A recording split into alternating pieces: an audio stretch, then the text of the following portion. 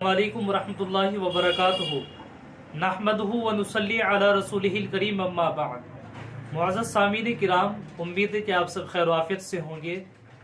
एक खातून हैं, उन्होंने मेरी वीडियो पर कमेंट्स किया था और उन्होंने कहा था कि मुफ्ती साहब नवाज नाम के मायने बताएं आप कि नवाज नाम के माना क्या है और क्या ये नाम सही है, क्या ये नाम रख सकते हैं या नहीं। तो देखिए, नवाज नाम अच्छा है, नवाज नाम के मायने भी अच्छे हैं, नवाज नाम आप रख सकते हैं।